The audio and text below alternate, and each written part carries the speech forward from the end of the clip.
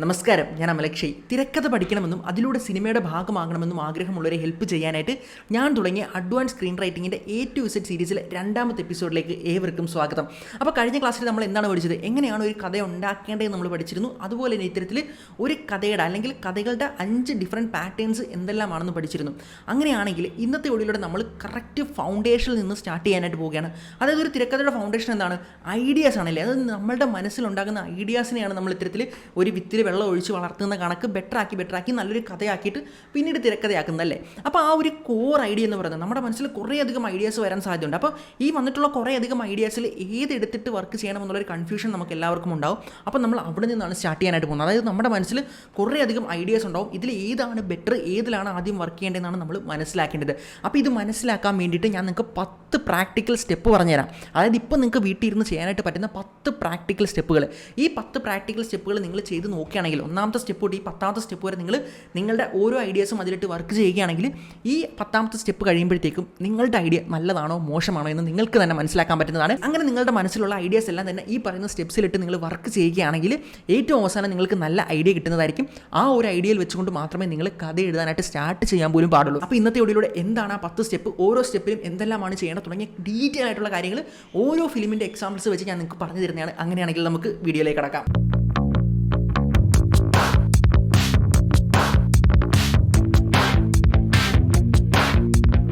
അപ്പോൾ ആദ്യം തന്നെ നിങ്ങൾ മനസ്സിലാക്കേണ്ട ഒന്നാണ് പ്രിമേസ് എന്ന് പറയുന്നത്. അതായത് പ്രിമേസ് എന്താണെന്ന് പറയുകയാണെങ്കിൽ നിങ്ങളുടെ ആ ഒരു കഥയുടെ വളരെ കോർ ഒരു ഐഡിയ ചെറുതാക്കി ഒരാളോട് പറയുകയാണെങ്കിൽ അതിനെയാണ് ഇവിടെ ഓതർ പ്രിമേസ് എന്ന് പറയുന്നത്. അപ്പം അതിനെ നമുക്ക് തൽക്കാലം ഐഡിയ നിങ്ങൾക്ക് മനസ്സിലാക്കാൻ എളുപ്പത്തിന് വേണ്ടി ഞാൻ ജസ്റ്റ് ഇവിടെ ഐഡിയ എന്ന് പറയുകയാണ്. അപ്പോൾ നിങ്ങളുടെ മനസ്സിൽ ഒരാശയം ഉണ്ടാവുകയാണെങ്കിൽ ആ ആശയത്തെ ആയിരിക്കും പിന്നീട് നിങ്ങൾ കഥയാക്കി ഡെവലപ്പ് ചെയ്യുന്നത്, പിന്നീട് അതിനെ തിരക്കഥയാക്കി വരുന്നത് അല്ലേ. അപ്പോൾ ഏതൊരു സിനിമയുടെയും തിരക്കഥാകൃത്ത് ആദ്യം ആ ഒരു കഥ ജനിക്കുന്നത് അയാളുടെ മനസ്സിലുണ്ടാകുന്ന ചെറിയൊരു പ്രിമേസിൽ നിന്നാണ്, അല്ലെങ്കിൽ ഒരു ആശയത്തിൽ നിന്നാണ്. അങ്ങനെയാണെങ്കിൽ ആ ഒരു ചെറിയ ഐഡിയ, നിങ്ങളുടെ മനസ്സിലും കുറേയധികം ഐഡിയാസ് കാണുമല്ലേ, ആ ഐഡിയാസ് എവിടെ നിന്നായിരിക്കും വന്നത്? ഒന്നെങ്കിൽ നിങ്ങൾ മുമ്പ് കണ്ട ഏതെങ്കിലും സിനിമയിലെ ക്യാരക്ടേഴ്സിൽ നിന്നാവും, അല്ലെങ്കിൽ ആരെങ്കിലും എവിടെയെങ്കിലും പറഞ്ഞു കേട്ട കഥകളാവും, അല്ലെങ്കിൽ നിങ്ങൾ എവിടെയെങ്കിലും വായിച്ച എന്തെങ്കിലും ഐഡിയാസ് ആവാം. അങ്ങനെ നിങ്ങൾ എവിടെയെങ്കിലും ഇൻസ്പയർ ആയ ഒരു സാധനത്തിൽ നിന്നായിരിക്കും നിങ്ങൾക്കൊരു ചെറിയ ഐഡിയ ആദ്യം മനസ്സിലുണ്ടാകുന്നത്. അങ്ങനെ ഉണ്ടാകുന്ന ഐഡിയകളിൽ ഏറ്റവും ബെറ്റർ, നിങ്ങൾക്ക് അനുയോജ്യമായിട്ടുള്ള ഐഡിയ ഏതാണെന്ന് കണ്ടെത്താനാണ് നമ്മൾ നോക്കാനായിട്ട് പോകുന്നത്. അപ്പോൾ ഇവിടെ ഏറ്റവും ബെസ്റ്റ് ആയിട്ടുള്ള പ്രിമേസ് കണ്ടെത്താനായിട്ട് ഓത്തർ ഇവിടെ 2 സിമ്പിൾ എക്സസൈസ് പറഞ്ഞു തരുന്നുണ്ട്. ഒന്നാമത്തെ എന്ന് പറഞ്ഞാൽ ഇതൊരു പ്രാക്ടിക്കൽ സ്റ്റെപ്പാണ്. നിങ്ങളുടെ ഒരു പേപ്പർ ഉണ്ടെങ്കിൽ നിങ്ങളിപ്പോൾ ഒരു പേപ്പർ എടുക്കുക, പേപ്പർ എടുത്തിട്ട് അതിൽ വിഷ് ലിസ്റ്റ് എന്ന് എഴുതുക. അതായത് നിങ്ങളൊരു വിഷ് ലിസ്റ്റ് തയ്യാറാക്കാനായിട്ട് പോവുകയാണ്. ഈ ലിസ്റ്റിൽ നിങ്ങൾ എഴുതേണ്ട എന്താണെന്ന് വെച്ച് കഴിഞ്ഞാൽ, നിങ്ങൾ ഒരു സിനിമയിൽ കാണാൻ ആഗ്രഹിക്കുന്നത് എന്തെല്ലാമാണോ അതെല്ലാം എഴുതി വെക്കുക. അതൊരു ക്യാരക്ടർ ആയിരിക്കാം, അല്ലെങ്കിൽ എന്തെങ്കിലും ഇൻസിഡൻസ് ആയിരിക്കാം. എന്തൊക്കെയാണോ നിങ്ങളൊരു സിനിമയിൽ കാണാൻ ആഗ്രഹിക്കുന്നത് അതെല്ലാം തന്നെ ആ ഒരു വിഷ് ലിസ്റ്റിൽ നിങ്ങൾ എഴുതി വെക്കുക. ഓക്കെ, എന്നിട്ട് അതങ്ങോട്ട് മാറ്റി വെക്കുക. അടുത്തൊരു പേപ്പർ എടുത്തിട്ട് അതിൽ നിങ്ങൾ ഇത്തരത്തിൽ പ്രിമേസ് ലിസ്റ്റ് എന്ന് എഴുതുക. അതായത് നിങ്ങളുടെ മനസ്സിലുള്ള ഐഡിയാസ് എല്ലാം തന്നെ ഇത്തരത്തിൽ ആ ഒരു പ്രിമേസ് ലിസ്റ്റിൽ എഴുതുക. അപ്പോൾ സിമ്പിൾ ഒരു ഐഡിയ പറയുകയാണെങ്കിൽ, കണ്ണ് കാണാൻ പറ്റാത്ത ഒരാൾ ഒരു കൊലപാതകത്തിന് സാക്ഷ്യം വഹിക്കുകയാണെങ്കിൽ അയാൾ എങ്ങനെ ആ കൊലപാതകം പ്രൂവ് ചെയ്യും? ഇതാണ് നിങ്ങളുടെ മനസ്സിലുണ്ടായ ഒരു സിമ്പിൾ ഐഡിയ. ഇതാണ് നിങ്ങൾ തിരക്കഥയാക്കാൻ ആഗ്രഹിക്കുന്നത്. അപ്പോൾ അതൊരു ഐഡിയ ആണല്ലേ. അതേപോലെ ഡിഫറൻറ്റ് ആയിട്ടുള്ള പല ഐഡിയാസും നിങ്ങൾ ഈ ഒരു പ്രിമേസ് ലിസ്റ്റിൽ എഴുതി വെക്കുക. അപ്പോൾ നമ്മുടെ കയ്യിൽ ഇപ്പോൾ 2 ലിസ്റ്റ് ഉണ്ടല്ലേ. അതായത് ഒന്നെന്ന് പറയുന്ന വിഷ് ലിസ്റ്റും ഉണ്ട്, അതുപോലെ ഇപ്പുറത്തേക്ക് നോക്കുകയാണെങ്കിൽ പ്രിമേസ് ലിസ്റ്റും ഉണ്ട്.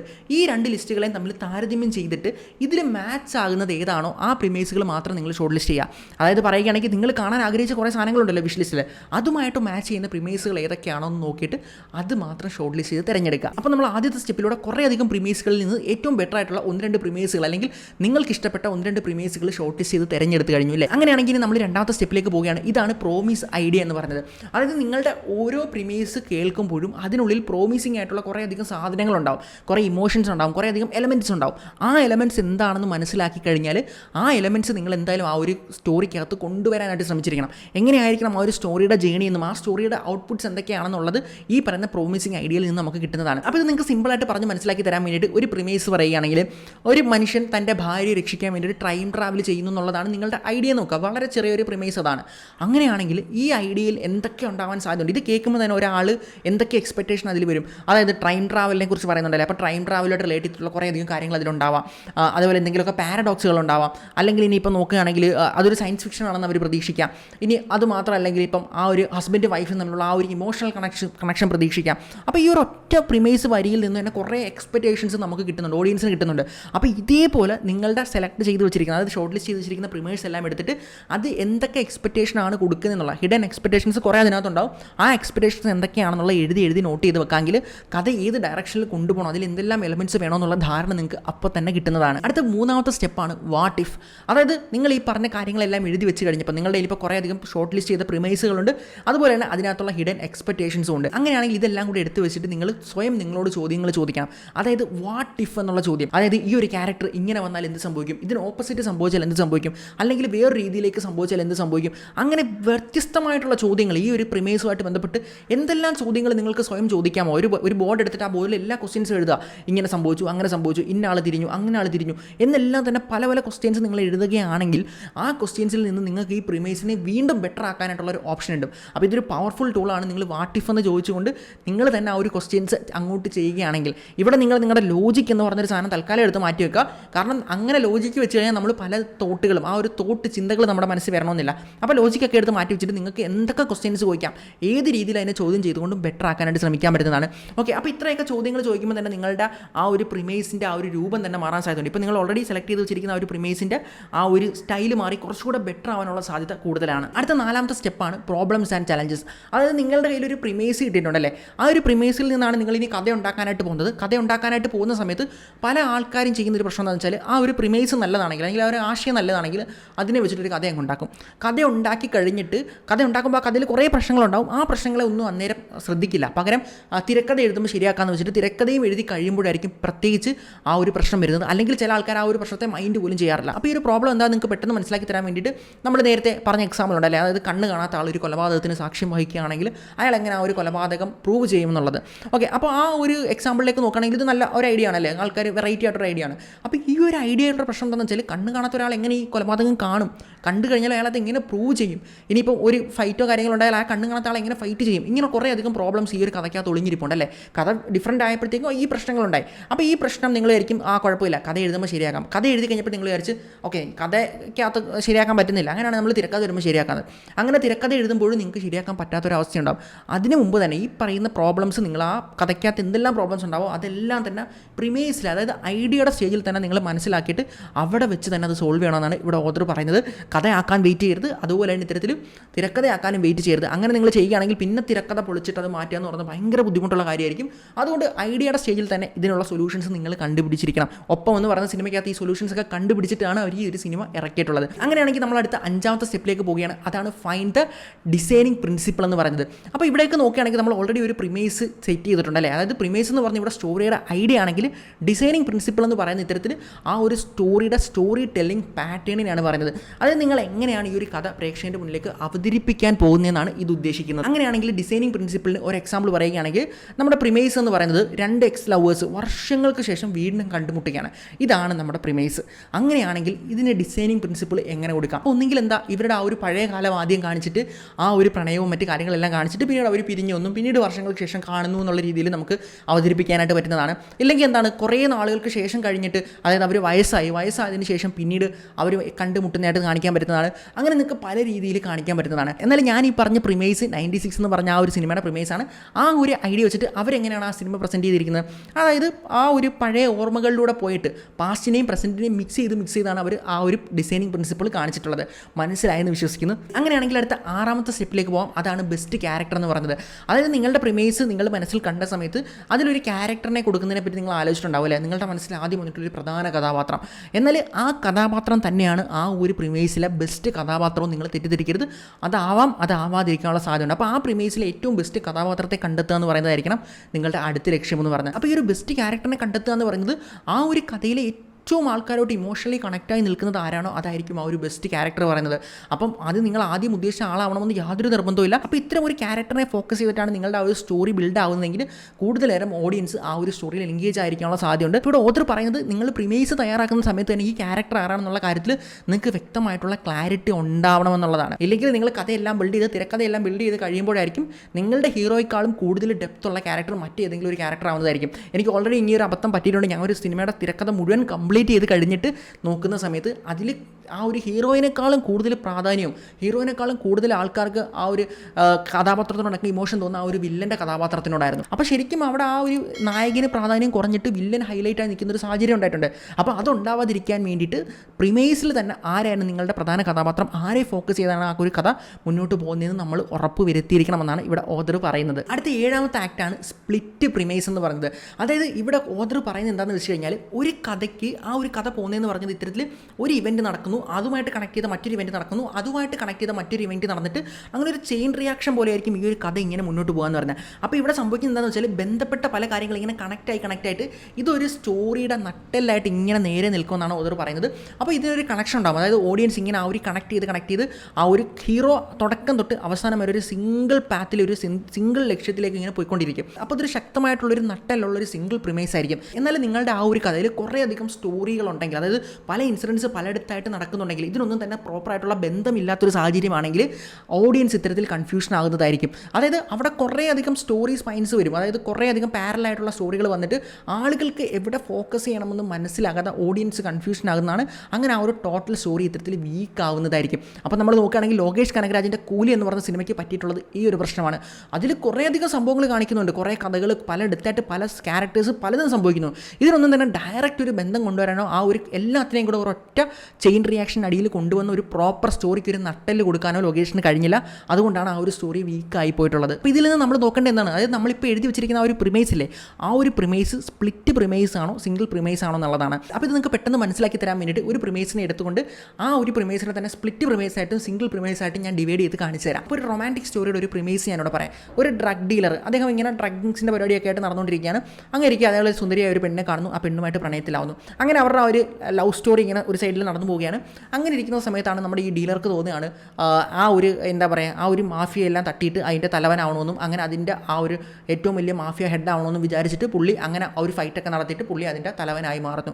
ഇതൊരു പ്രിമൈസാണ്. ഈ ഒരു പ്രിമൈസ് സ്പ്ലിറ്റ് പ്രിമൈസ് ആണോ അതോ സിംഗിൾ പ്രിമൈസ് ആണോ നിങ്ങൾക്ക് എന്ത് തോന്നുന്നു? അപ്പോൾ നിങ്ങൾ ഈ കേട്ടതാണ് സ്പ്ലിറ്റ് പ്രിമൈസ് എന്ന് പറയുന്നത്. അതായത് നോക്കുകയാണെങ്കിൽ ഇവിടെ ഒരു ലവ് സ്റ്റോറി ഉണ്ട്, അതുപോലെ തന്നെ നോക്കുകയാണെങ്കിൽ ഇപ്പോഴത്തെ ആ ഒരു ഡ്രഗ് മാഫിയെ പിടിച്ചെടുക്കുന്ന ആ ഒരു സ്റ്റോറി ഉണ്ട്. അപ്പോൾ നോക്കുകയാണെങ്കിൽ ഇത് തമ്മിൽ യാതൊരു ബന്ധവുമില്ല. ഓഡിയൻസ് എവിടെയാണ് ഫോക്കസ് ചെയ്യേണ്ടത്? അതായത് ഈ ലവ് സ്റ്റോറിയിൽ ഫോക്കസ് ചെയ്യണോ അതോ ഈ പറഞ്ഞ ഡ്രഗ് മാഫിയ ആയിട്ടുള്ള സ്റ്റോറിയിൽ ഫോക്കസ് ചെയ്യണോ? രണ്ടും തമ്മിൽ യാതൊരു ബന്ധവുമില്ലെന്ന് കാണുന്നതാണ്. ഇതാണ് സ്പ്ലിറ്റ് പ്രിമൈസ് എന്ന് പറയുന്നത്. എന്നാൽ ഇതേ പ്രിമൈസിനെ തന്നെ നമുക്ക് എടുത്തിട്ട് നമ്മൾ ലവ് സ്റ്റോറിയിലാണ് ഫോക്കസ് ചെയ്യുന്നതെങ്കിൽ അതിനെ എങ്ങനെ സിംഗിൾ പ്രിമൈസ് ആക്കാമെന്ന് ഞാൻ പറഞ്ഞുതരാം. അപ്പോൾ ഇതേ കഥ തന്നെ ഈ ഒരു ഡ്രഗ് ഡീലർ ഈ ഒരു നായികയെ കാണുന്നു. നായികയെ കണ്ട് അവർ തമ്മിൽ പ്രണയത്തിലാകുന്ന സമയത്താണ് നായിക മനസ്സിലാക്കുന്നത് ഇവൻ ഡ്രഗ് ഡീലറാണെന്ന്. അങ്ങനെ നായിക നല്ലൊരു പെൺകുട്ടി ആയതുകൊണ്ട് ഇവനെ പിന്തിരിപ്പിക്കാനായിട്ട് ശ്രമിക്കുന്നു. അങ്ങനെ ആ ശ്രമത്തിനൊടുവിൽ ഈ നായകൻ എന്താണ് ഈ ഡ്രഗ്സിൻ്റെ പരിപാടി മറ്റു കാര്യങ്ങളെല്ലാം വിട്ട് പിന്മാറാനായിട്ട് ശ്രമിക്കുന്നു. അന്നേരം ഈ പറയുന്ന ഡ്രഗ് മാഫിയ പ്രശ്നം ഉണ്ടാക്കാനായിട്ട് വരുന്നു, പറ്റില്ല എന്ന് പറയുന്നു. അപ്പോൾ ഇവന് ശരിക്കും ഈ പെണ്ണിൻ്റെ കൂടെ സന്തോഷത്തോടെ ജീവിക്കണമെങ്കിൽ ഈ ഡ്രഗ് മാഫിയ മുഴുവൻ ഇല്ലാതാക്കേണ്ട ഒരു സാഹചര്യം ഉണ്ടാകുന്നു. അങ്ങനെ ആ ഡ്രഗ് മാഫിയക്കെതിരെ ഫൈറ്റ് ചെയ്തുകൊണ്ട് നായകൻ അവിടെ ജയിക്കുന്നു. അപ്പോൾ ഇവിടെ ഇത് സിംഗിൾ പ്രിമൈസായി മാറി. അതായത് പടത്തിൻ്റെ തുടക്കം മുതൽ അവസാനം വരെ അവനെ ഡ്രൈവ് ചെയ്യുന്ന എന്താണെന്ന് വെച്ചാൽ ആ ഒരു പെണ്ണിൻ്റെ കൂടെ ജീവിക്കണം എന്നുള്ള ആഗ്രഹം അല്ലെങ്കിൽ ആ ഒരു ഡ്രൈവാണ്, ആ ഒരു റൊമാൻസ് ആണ് അവിടെ ആ ഒരു കഥയെ ഡ്രൈവ് ചെയ്യുന്നത്. അപ്പോൾ നിങ്ങളുടെ പ്രിമൈസ് സ്പ്ലിറ്റ് ആണോ? അങ്ങനെയാണെങ്കിൽ സ്പ്ലിറ്റ് ആയിട്ടുള്ള ആ ഒരു പ്രിമൈസിനെ എങ്ങനെ സിംപിൾ പ്രിമൈസ് ആക്കാമെന്ന് ചോദിക്കുകയാണെങ്കിൽ നിങ്ങളുടെ ഹീറോയുടെ ആ ഒരു പ്രധാനപ്പെട്ട ആ ഒരു എന്താ പറയുക ആ ഒരു ആക്ഷൻ എന്താണെന്നുള്ളത് നിങ്ങൾ മനസ്സിലാക്കിയിരിക്കണം. അപ്പോൾ നിങ്ങൾക്ക് പെട്ടെന്ന് പറഞ്ഞ് മനസ്സിലാക്കി തരാൻ വേണ്ടിയിട്ട് മാർക്കോ എന്ന് പറഞ്ഞ ഒരു സിനിമ എടുക്കുകയാണെങ്കിൽ ആ ഒരു സിനിമയിൽ മാർക്കോ എന്ന് പറഞ്ഞ കഥാപാത്രം കുറേയധികം കാര്യങ്ങൾ ചെയ്തു കൂട്ടുന്നുണ്ട്. എന്നാൽ അയാൾ ചെയ്ത് കൂട്ടുന്നതിൻ്റെ എല്ലാം പിന്നിലുള്ള ഒരൊറ്റ ലക്ഷ്യമെന്ന് പറയുന്നത് ഇത്തരത്തിൽ റിവഞ്ചാണ്, പ്രതികാരത്തിന് വേണ്ടിയിട്ടാണ് അയാൾ ഈ കാര്യങ്ങളെല്ലാം തന്നെ ചെയ്തു കൂട്ടുന്നത്. ഇനി മറ്റൊരു എക്സാമ്പിൾ എടുക്കുകയാണെങ്കിൽ ഗോഡ് ഫാദർ സിനിമ നിങ്ങൾ കണ്ടിട്ടുണ്ടാവും അല്ലേ? അപ്പോൾ ഗോഡ് ഫാദർ എന്ന് പറഞ്ഞ ആ ഒരു സിനിമയിൽ മൈക്കിൾ എന്ന് പറയുന്ന ആ ഒരു ക്യാരക്ടർ ചെയ്ത് കൂട്ടുന്നത് എല്ലാം തന്നെ ഇത്തരത്തിൽ ആ ഒരു റിവഞ്ചിന് വേണ്ടിയിട്ടാണ്. ഓക്കെ, അപ്പോൾ ആ ഒരു റിവഞ്ചാണ് അവിടെ ശരിക്കും ആ ഒരു ക്യാരക്ടറിനെ മുന്നോട്ട് കൊണ്ടുപോകുന്നത്. അപ്പോൾ നിങ്ങളുടെ പ്രിമൈസിൽ ആ ഒരു ഹെസിറ്റേഷൻ എന്താണോ അത് തന്നെ ആയിരിക്കണം ശക്തമായിട്ട് തുടക്കം മുതൽ അവസാനം വരെ ആ ഒരു ക്യാരക്ടറിനെ ഡ്രൈവ് ചെയ്യേണ്ടത്. അങ്ങനെ അതിൽ നിങ്ങൾ ഫോക്കസ് ചെയ്യുകയാണെങ്കിൽ അതൊരു സിംഗിൾ പ്രിമൈസായി മാറുന്നതാണ്. അങ്ങനെയാണെങ്കിൽ നമുക്ക് അടുത്ത സ്റ്റെപ്പിലേക്ക് പോകാം. അതാണ് ക്യാരക്ടർ ചേഞ്ച് എന്ന് പറയുന്നത്. അതായത് നമ്മുടെ കഥയിൽ നമ്മളിപ്പോൾ ഒരു ബെസ്റ്റ് ക്യാരക്ടറിനെ കണ്ടെത്തിയിട്ടുണ്ടല്ലേ, അപ്പോൾ ആ ഒരു ക്യാരക്ടർ എന്ന് പറയുന്നത് ഇത്തരത്തിൽ ആ ഒരു ക്യാരക്ടറിന് ഈ കഥയ്ക്കകത്ത് ഒരു ട്രാൻസ്ഫോർമേഷൻ അല്ലെങ്കിൽ ഒരു ക്യാരക്ടർ ആർക്ക് ഒരു ചേഞ്ച് സംഭവിക്കണമെന്നാണ് ഇവിടെ ഓതർ പറയുന്നത്. അപ്പോൾ ആ ഒരു ചേഞ്ച് കൊണ്ടുവരാനായിട്ട് ഓതർ ഇവിടെ ഒരു ഫോർമുല മുന്നോട്ട് വെക്കുന്നുണ്ട്. അതെന്ന് പറയുന്നത് W/A=C എന്നാണ്. ഇവിടെ W എന്ന് പറയുന്നത് ആ ഒരു ക്യാരക്ടറിൻ്റെ വീക്ക്നെസ് ആണ്, A എന്ന് പറയുന്നത് ആ ഒരു ക്യാരക്ടർ ചെയ്യേണ്ട ഒരു ആക്ഷനാണ്, C എന്ന് പറയുന്നത് ആ ആക്ഷൻ ചെയ്തതിലൂടെ ഉണ്ടാകുന്ന ക്യാരക്ടറിനുണ്ടാകുന്ന ചേഞ്ചാണ്. അപ്പോൾ ഈ ഒരു ഫോർമുല മനസ്സിലാക്കാൻ വേണ്ടിയിട്ട് ഒരു എക്സാമ്പിൾ പറയാനാണെങ്കിൽ നിങ്ങളുടെ കഥയിലെ ക്യാരക്ടർ എന്ന് പറയുന്നത് അദ്ദേഹത്തിന് ഇരുട്ടിനെ പേടിയുള്ളൊരു ക്യാരക്ടറാണ്. നായകൻ ഇരുട്ടിനെ പേടിയാണ്. അങ്ങനെ ആ ഒരു സമയത്തിൽ അദ്ദേഹം നോർമൽ ലൈഫിൽ ഇരുട്ടിനെ പേടിച്ച് ജീവിച്ചു പോകുന്ന ഒരാളാണെങ്കിൽ ഒരു പ്രത്യേക സിറ്റുവേഷൻ ഉണ്ടാകുന്നു അല്ലെങ്കിൽ ഒരു പ്രത്യേക സാഹചര്യത്തിൽ അദ്ദേഹത്തിന് ഒരു ആക്ഷൻ എടുക്കേണ്ടി വരുന്നു. ആ ആക്ഷനിലൂടെ അദ്ദേഹത്തിന് ആ ഒരു ഇരുട്ടിനോടുള്ള പേടി മാറുകയാണ്. ഓക്കെ, ഇതാണ് ആ ഒരു ക്യാരക്ടറിൻ്റെ ട്രാൻസ്ഫോർമേഷൻ. അതായത് പടം തുടങ്ങുന്ന സമയത്ത് അദ്ദേഹത്തിന് ഇരുട്ടിനെ പേടിയാണെങ്കിൽ പടം തീരുന്ന സമയത്ത് ഈ ഒരു ആക്ഷൻ ചെയ്തതുകൊണ്ട് അദ്ദേഹത്തിന് ഇരുട്ടിനോടുള്ള പേടി മാറി എന്നുള്ളതാണ്. അപ്പോൾ ഈ ഒരു ചേഞ്ച് നിങ്ങൾക്ക് ഏത് രീതിയിലും കൊണ്ടുവരാൻ പറ്റുന്നതാണ്. അതായത് പടം തുടങ്ങുന്ന സമയത്ത് നിങ്ങളുടെ ക്യാരക്ടർ എന്ന് പറയുന്നത് നല്ലവനായിരിക്കാം, എന്നാൽ പടം തീരുമ്പോഴത്തേക്കും മോശമായിട്ട് മാറുന്ന ഒരു ക്യാരക്ടർ ആവാം. അല്ലെങ്കിൽ നിങ്ങളുടെ പടം തുടങ്ങുന്ന സമയത്ത് ആ ഒരു ക്യാരക്ടർ എന്ന് പറഞ്ഞാൽ ആരോടും ഒരു സ്നേഹവും ഇല്ലാത്ത വളരെ ദുഷ്ടനായിട്ടൊരു ക്യാരക്ടർ ആവും, അദ്ദേഹം പടം തീരുമ്പോഴത്തേക്കും നല്ലവനായി മാറുന്നു. അപ്പോൾ ഏത് തരത്തിലും നിങ്ങൾക്ക് ആ ഒരു ചേഞ്ച് കൊണ്ടുവരാനായിട്ട് പറ്റുന്നതാണ്. അങ്ങനെയാണെങ്കിൽ ഈ ഒരു ചേഞ്ച് എഫക്റ്റീവായിട്ട് കൊണ്ടുവരാൻ വേണ്ടിയിട്ട് ഇവിടെ ഓൾറെഡി സജസ്റ്റ് ചെയ്യുന്നത് നിങ്ങൾക്ക് എന്ത് ചേഞ്ചാണോ വേണ്ടത് ആ ചേഞ്ചിൻ്റെ ഓപ്പോസിറ്റ് ആയിരിക്കണം ആ ഒരു പടം തുടങ്ങുന്ന സമയത്ത് നിങ്ങൾ ആ ഒരു ക്യാരക്ടറിന് കൊടുത്തിരിക്കേണ്ടത്. അതായത് നിങ്ങളുടെ പടം തീരുന്ന സമയത്ത് നിങ്ങളുടെ ക്യാരക്ടർ എന്ന് പറഞ്ഞാൽ വളരെ എന്താ പറയുക വളരെ ദുഷ്ടനായിട്ടുള്ള അല്ലെങ്കിൽ വളരെ ക്രൂരനായിട്ടുള്ള ഒരു ക്യാരക്ടറായിട്ടാണ് നിങ്ങൾക്ക് കാണിക്കേണ്ടതെങ്കിൽ ഇത്തരത്തിൽ നിങ്ങളുടെ ആ ഒരു പടം തുടങ്ങുന്ന സമയത്ത് അല്ലെങ്കിൽ ആ ഒരു കഥ തുടങ്ങുന്ന സമയത്ത് ആ ഒരു ക്യാരക്ടറിനെ അതിൻ്റെ എൻറ്റയർലി ഓപ്പോസിറ്റ് ആയിട്ട് കാണിക്കുക എന്നാണ് പറയുന്നത്. അതായത് ഇപ്പം വളരെ ശാന്തനായിട്ടുള്ള വളരെ പാവമായിട്ടുള്ള ഒരു ക്യാരക്ടർ, നല്ലവനായിട്ടൊരു ക്യാരക്ടർ അദ്ദേഹം പടം തീരുന്ന സമയത്തേക്ക് ഇത്തരത്തിൽ എന്താ പറയുക വളരെ ക്രൂരനായിട്ട് മാറുന്നു എന്നുള്ള രീതിയിൽ. അപ്പോൾ ഇതിന് ഒരു സിമ്പിൾ എക്സാമ്പിൾ പറയുകയാണെങ്കിൽ നിങ്ങൾ കണ്ടിട്ടുള്ള സിനിമ ആയിരിക്കില്ല ഗജനി എന്ന് പറഞ്ഞത്. ആ ഗജനി എന്ന് പറഞ്ഞ സിനിമയിലേക്ക് നമ്മൾ നോക്കുകയാണെങ്കിൽ ആ ഒരു ക്യാരക്ടർ ഇത്തരത്തിൽ ആ ഒരു സഞ്ജയ് രാമസ്വാമി എന്ന് പറയുന്ന ക്യാരക്ടർ വളരെ നല്ലവനായിട്ടുള്ള വളരെ എന്താ പാവമായിട്ടുള്ള ഒരു സാധാരണ മനുഷ്യനാണ്. അദ്ദേഹം റിവഞ്ച് എടുത്തുകൊണ്ട് പിന്നീട് ആ ഒരു പണം തീരുമ്പോഴത്തേക്കും ഒരു ഒരുപാട് ക്രൈംസും കൊലപാതകങ്ങളും ഒക്കെ ചെയ്ത ഒരു മനുഷ്യനായിട്ട് മാറുകയാണ്. അവിടെ ആ ഒരു കഥാപാത്രം നല്ലവനിൽ നിന്ന് നെഗറ്റീവായിട്ട് മാറുകയാണെങ്കിൽ പോലും അതാണ് നമ്മുടെ ഹീറോ, ആ ഒരു ഹീറോനെ അല്ലെങ്കിൽ ആ ഒരു ക്യാരക്ടറിനെ ഓഡിയൻസ് അംഗീകരിച്ചതാണ്. ഇപ്പോൾ നിങ്ങൾക്ക് മനസ്സിലായി ഈ ഒരു ചേഞ്ച് ഏത് സിനിമയിലേക്ക് നിങ്ങൾ നോക്കിയാലും ഈ ഒരു ചേഞ്ച് അല്ലെങ്കിൽ ഈ ഒരു ഫോർമുല അവിടെ കൊടുത്തിട്ടുള്ളതായിട്ട് നിങ്ങൾക്ക് കാണാൻ പറ്റും. ഇപ്പോൾ ഇവിടെ ഈ ഒരു ഫോർമുല കേട്ടിട്ട് പല ആൾക്കാരും വന്നിട്ട് പറയാൻ സാധ്യതയുണ്ട് ഈ ക്രിയേറ്റിവിറ്റിയിൽ ഫോർമുല ഒന്നും വേണ്ട, ചുമ്മാ അതാണ് അങ്ങനെയാണ് ഇങ്ങനെയാണെന്നൊക്കെ പറയാൻ സാധ്യതയുണ്ട്. എനിക്കറിയാം അങ്ങനെ നിങ്ങൾ പറയുമെന്ന്. അപ്പം എൻ്റെ ഓഡിയൻസ് അല്ലെങ്കിൽ വീഡിയോ കാണുന്ന സീരിയസ് ആയിട്ട് ഇത് പഠിക്കുന്ന ആൾക്കാർ ഇത് മനസ്സിലാക്കുന്ന ഞാൻ വിചാരിക്കുന്നു. ഇത് പഠിക്കാൻ വേണ്ടിയിട്ടുള്ള ആ ഒരു ഫോർമുലയാണ്. ഇത് പഠിച്ച് കഴിഞ്ഞിട്ട് നിങ്ങളുടെ ക്രിയേറ്റിവിറ്റീൻ്റെ മുകളിൽ ഇട്ടിട്ട് നിങ്ങൾ വേണം നല്ലൊരു ഫോർമുല കണ്ടുപിടിച്ചോ. പക്ഷേ ഇത് പഠിക്കാൻ വേണ്ടിയിട്ട് ബേസിക് ആയിട്ടുള്ളൊരു കാര്യമാണ്. ഇത് ഓൾറെഡി പ്രൂവ് ആയിട്ടുള്ള ഒത്തിരി പറഞ്ഞിട്ടുള്ള കാര്യമാണ്. ഓക്കെ, എത്ര സിനിമയുടെ എക്സാമ്പിൾ വേണമെങ്കിലും നിങ്ങൾക്ക് ഇതുപോലെ ആലോചിക്കുകയാണെങ്കിൽ ഇതേ ഫോർമുല ഇട്ടിട്ടുള്ള ആ ഒരു ക്യാരക്ടർ ചേഞ്ച് കൊണ്ടുവന്നിട്ടുള്ളത് നിങ്ങൾക്ക് കാണാനും പറ്റുന്നതാണ്. അങ്ങനെയാണെങ്കിൽ അടുത്ത 9ാമത്തെ സ്റ്റെപ്പിലേക്ക് പോകാം. അതാണ് മോറൽ ചോയ്സ് എന്ന് പറയുന്നത്. അതായത് നിങ്ങളുടെ ക്യാരക്ടറിന് ആ ഒരു കഥയുടെ ഒരു മർമ്മപ്രധാന സ്ഥലം എത്തുന്ന സമയത്ത് ഒരു ശക്തമായിട്ടുള്ളൊരു ഡിസിഷൻ എടുക്കേണ്ട അവസ്ഥ ഉണ്ടാകുന്നു. ആ ഒരു ഡിസിഷൻ എന്ന് പറഞ്ഞാൽ ആ ഒരു ഡിസിഷനിലൂടെ റൈറ്ററായിട്ടുള്ള നിങ്ങൾ എന്താണ് നിങ്ങളുടെ ഒരു മനുഷ്യൻ എങ്ങനെ ജീവിക്കണം എന്നുള്ള നിങ്ങളുടെ കാഴ്ചപ്പാടായിരിക്കണം ആ ഒരു ഡിസിഷനിലൂടെ നിങ്ങൾ പുറത്തേക്ക് കൊണ്ടുവരേണ്ടത്. അപ്പോൾ ഈ ഒരു മോറൽ ചോയ്സ് ഒരു കഥയിൽ ശക്തമായിട്ട് നിലനിൽക്കുന്നുണ്ടെങ്കിൽ ആ ഒരു സ്റ്റോറി കുറച്ചുകൂടെ ഓഡിയൻസിനെ നല്ല രീതിയിൽ ക്യാച്ച് ചെയ്ത് നിർത്തുമെന്നാണ് ഇവിടെ ഓഥർ പറയുന്നത്. അങ്ങനെയാണെങ്കിൽ എന്താണ് ഈ മോറൽ ചോയ്സ് എന്ന് നമുക്ക് നോക്കാം. അതായത് ഇവിടെ 2 ഓപ്ഷൻസ് ഒരു ഹീറോയുടെ മുമ്പിൽ വരുമെന്ന് പറഞ്ഞില്ലേ. ഈ ഒരു സാഹചര്യത്തിൽ ഒരിക്കലും ഒരു ഓപ്ഷൻ നല്ലതും ഒരു ഓപ്ഷൻ മോശവും ആവാൻ പാടില്ല. അതായത് ഹീറോയുടെ മുമ്പിലേക്ക് 2 ചോയ്സ് വരികയാണെങ്കിൽ 2 നല്ലതായിരിക്കണം അല്ലെങ്കിൽ 2 മോശവുമായിരിക്കണം. ഈ ഒരു സിറ്റുവേഷൻ ആയിരിക്കണം ഹീറോയുടെ മുമ്പിലേക്ക് വരേണ്ടത്. അപ്പോൾ ഒരു ഗുഡ് ഓപ്ഷനും ഒരു ബാഡ് ഓപ്ഷനും എക്സാമ്പിൾ പറയുകയാണെങ്കിൽ നിങ്ങളുടെ നായകൻ്റെ മുന്നിലേക്ക് ഒരു സിറ്റുവേഷൻ വരികയാണ്. അതായത് ഒന്നെങ്കിൽ ഒരു പണക്കാരി പെണ്ണിനെ വിവാഹം കഴിച്ച് നല്ല രീതിയിൽ സുഖമായിട്ട് ജീവിക്കാം, അല്ലെങ്കിൽ മറ്റൊരാൾ ചെയ്തൊരു ക്രൈമിൻ്റെ കൊലപാതകം ഏറ്റെടുത്തിട്ട് ജയിലിൽ പോകാം. ഈ ഒരു കേസിൽ എന്തായാലും ഓഡിയൻസിന് അറിയാം ഹീറോ ഇത്തരത്തിൽ ആ ഒരു പെണ്ണിനെ വിവാഹം കഴിച്ച് ജീവിക്കത്തേ ഉള്ളൂ, ഒരിക്കലും ഈ പറഞ്ഞ കണക്ക് മറ്റേ ജയിലിൽ പോകുകയില്ലെന്ന്. കാരണം അത് ഓഡിയൻസിന് അറിയാം നോർമലി ഒരു മനുഷ്യൻ ചെയ്യുന്നത് അതായിരിക്കും അല്ലേ. അതൊരു ഫേക്ക് ആയിട്ടുള്ളൊരു മോറൽ ചോയ്സ് ആണ്. അങ്ങനെ ഒരു സിറ്റുവേഷൻ ആയിരിക്കരുത് നിങ്ങളുടെ ക്യാരക്ടറിന് വരേണ്ടത്. പകരം 2ഉം എടുക്കാൻ പറ്റാത്ത സാഹചര്യത്തിൽ 2ഉം എടുത്താൽ പ്രശ്നമാകുന്ന രീതിയിലൊരു മോറൽ ചോയ്സ് ആയിരിക്കണം ആ ഒരു നായകൻ്റെ മുമ്പിൽ വരേണ്ടത്. ഇനി മറ്റൊരു ഫേക്ക് ചോയ്സിന് എക്സാമ്പിൾ പറയുകയാണെങ്കിൽ നായകൻ്റെ മുമ്പിൽ ഒരു സിറ്റുവേഷൻ വരികയാണ്, ഒന്നെങ്കിൽ മരണത്തിന് കീഴടങ്ങുക അല്ലെങ്കിൽ ഫാമിലി രക്ഷിക്കുക. അപ്പോൾ ഈ ചോയ്സിൽ എന്തായാലും ഫാമിലി രക്ഷിക്കുക എന്നുള്ളൊരു ഡിസിഷൻ മാത്രമേ നായകൻ എടുക്കുകയുള്ളൂ. അത് ഓഡിയൻസിന് അറിയാൻ പറ്റുന്നതാണ്. അപ്പോൾ ഇത്തരം ഫേക്ക് ആയിട്ടുള്ള ചോയ്സുകൾ നിങ്ങൾ കൊടുക്കുന്നതിന് പകരം കൃത്യമായിട്ടുള്ള ചോയ്സുകൾ കൊടുക്കും. അങ്ങനെയാണെങ്കിൽ ഫേക്ക് അല്ലാത്ത മോറൽ ചോയ്സിൻ്റെ എക്സാമ്പിൾ പറയാനാണെങ്കിൽ ഒന്ന് ഗുഡും മറ്റേതും ഗുഡ് ആയിരിക്കണം, അങ്ങനെ ഒരു ഓപ്ഷൻ ആയിരിക്കണം, അല്ലെങ്കിൽ 2ഉം ബാഡ് ആയിരിക്കണം അല്ലേ. അങ്ങനെയാണെങ്കിൽ 2 ഗുഡായിട്ടുള്ള ഒരു എക്സാമ്പിൾ പറയുകയാണെങ്കിൽ ബാഹുബലിയിൽ ഇത്തരത്തിൽ ആ ഒരു ബാഹുബലി എന്ന് പറഞ്ഞ ക്യാരക്ടറിനോട് രാജമാതാവ് പറയുന്ന ഒരു ഓപ്ഷൻ ഉണ്ട്. അതായത് ഒന്നെങ്കിൽ നീ ആ പെണ്ണിനെ വിവാഹം കഴിച്ച് ജീവിക്കുക അല്ലെങ്കിൽ രാജാവുക. ഈ ഒരു കേസിലേക്ക് നോക്കുകയാണെങ്കിൽ 2 ഓപ്ഷൻ ആണെങ്കിലും നല്ലതാണ്. അതായത് പ്രത്യേകിച്ച് മോശമോ കാര്യങ്ങളായിട്ട് ഒന്നും സംഭവിക്കാനായിട്ട് പോകുന്നില്ല. എന്താ ദേവസേന വിവാഹം കഴിക്കുകയാണെങ്കിൽ ആ പറഞ്ഞ വാക്ക് പാലിച്ചു എന്നുള്ള ആ ഒരു ധർമ്മം നിലനിർത്തി എന്നുള്ള ഒരു ഗുഡ് പോയിന്റ്. ഇനി ഇത്തരത്തിൽ രാജാവുകയാണെങ്കിൽ ആ ഒരു രാജ്യത്തെ മുഴുവൻ പ്രജകൾ ആഗ്രഹിച്ച എന്താണ് ബാഹുബലി രാജാവാണോ എന്നാണ്. അങ്ങനെ ആ ഒരു നല്ല രീതിയിൽ ആ ഒരു രാജ്യം ഭരിച്ച് രാജ്യത്തെ പ്രജകൾക്കെല്ലാം ഹാപ്പി ആയിട്ട് മുന്നോട്ട് പോകുക. അപ്പോൾ ഈ 2 ഓപ്ഷനും ഗുഡാണ്. ഇതിലേത് സെലക്ട് ചെയ്യണമെന്നുള്ളത് ആ ഒരു ക്യാരക്ടറിൻ്റെ മോറൽ ചോയ്സിനെ ഡിപ്പെൻഡ് ചെയ്തിരിക്കുന്നു. അങ്ങനെയാണെങ്കിൽ ഇതേ സിറ്റുവേഷനിൽ 2 നെഗറ്റീവ് ആയിട്ടുള്ള അല്ലെങ്കിൽ ബാഡ് ആയിട്ടുള്ള ചോയ്സാണ് നിങ്ങളുടെ ഹീറോയുടെ മുമ്പിലേക്ക് വരുന്നതെങ്കിൽ അതിനൊരു എക്സാമ്പിൾ പറയുകയാണെങ്കിൽ അതാണ് ദൃശ്യം. അതായത് നമ്മൾ ദൃശ്യത്തിലേക്ക് നോക്കുകയാണെങ്കിൽ ജോർജ് കുട്ടിയുടെ മുമ്പിലേക്ക് ഇത്തരത്തിൽ 2 ഓപ്ഷൻസ് ആണ് വരുന്നത്. ഒന്നെങ്കിൽ തൻ്റെ മകളെ കുറ്റം സമ്മതിച്ചിട്ട് ജയിലിലേക്ക് പറഞ്ഞു വിടുക എന്ന് പറഞ്ഞത് അത് വളരെ ബാഡ് ആയിട്ടുള്ള ഒരു ഡിസിഷനാണ് അല്ലേ. അല്ലെങ്കിൽ എന്താണ് ഈ പറഞ്ഞ രീതിയിൽ ആ ഒരു കുറ്റം മറച്ചു വെച്ചിട്ട് ഇത്തരത്തിൽ ലൈഫ് ലോങ് ഗിൽട്ടി ആയിട്ട് ജീവിക്കുക എന്നുള്ളതാണ്. അപ്പോൾ ഇത് 2ഉം ജോർജ് കുട്ടിയെ സംബന്ധിച്ചിടത്തോളം സെലക്ട് ചെയ്യാൻ പറ്റത്തില്ല, വളരെ ബാഡായിട്ടുള്ള ഒരു സാധനമാണ്. എന്നിരുന്നാൽ പോലും അതിൽ ഏതാണ് ജോർജ് കുട്ടി തിരഞ്ഞെടുത്തത് എന്നുള്ളതാണ് അദ്ദേഹത്തിൻ്റെ ആ ഒരു ക്യാരക്ടറും അല്ലെങ്കിൽ അദ്ദേഹത്തിൻ്റെ ആ ഒരു ആദർശം അല്ലെങ്കിൽ ആ ഒരു മോറൽ ചോയ്സ് എന്നും പറയുന്നത്. മനസ്സിലായില്ലേ? അപ്പോൾ നിങ്ങളുടെ കഥയിൽ ഒരു നായകനുണ്ടെങ്കിൽ ആ നായകൻ്റെ മുമ്പിൽ ശക്തമായിട്ടുള്ളൊരു മോറൽ ചോയ്സ് വരണം. ആ വരുന്ന സമയത്ത് ഒന്നെങ്കിൽ അത് 2ഉം നല്ലതായിരിക്കണം അല്ലെങ്കിൽ ആ വരുന്ന 2 ഓപ്ഷൻസും ബാഡും ആയിരിക്കണം. ഇതിൽ അദ്ദേഹം ഏതെടുക്കുന്നു എന്നുള്ളതാണ് ആ ഒരു കഥയെ മുന്നോട്ട് ശക്തമായിട്ട് കൊണ്ടുപോകുന്നത്. ഇവിടെ ഒരു കാര്യം എനിക്ക് ഓർമ്മ വന്നാൽ ഞാൻ പെട്ടെന്ന് എടുത്ത് പറയുകയാണ്. അതായത് പലരും അഭിപ്രായം പറഞ്ഞ് ഞാൻ കേട്ടിട്ടുണ്ട്. അതായത് ഞാൻ വീഡിയോ ചെയ്യുന്ന സമയത്ത് കൂടുതലും എക്സാമ്പിൾസ് മലയാളം സിനിമ അല്ലെങ്കിൽ ഇന്ത്യൻ സിനിമയുടെയൊക്കെ എക്സാമ്പിൾസ് ആണ് പറയുന്നത്. അധികം ഇംഗ്ലീഷ് സിനിമകൾ യൂസ് ചെയ്യാറില്ല. അത് ഞാൻ മനഃപൂർവ്വം ചെയ്യാത്തത്. കാരണം ഇംഗ്ലീഷ് സിനിമകളുടെ എക്സാമ്പിൾ പറയാനാണെങ്കിൽ വളരെ എളുപ്പമാണ്.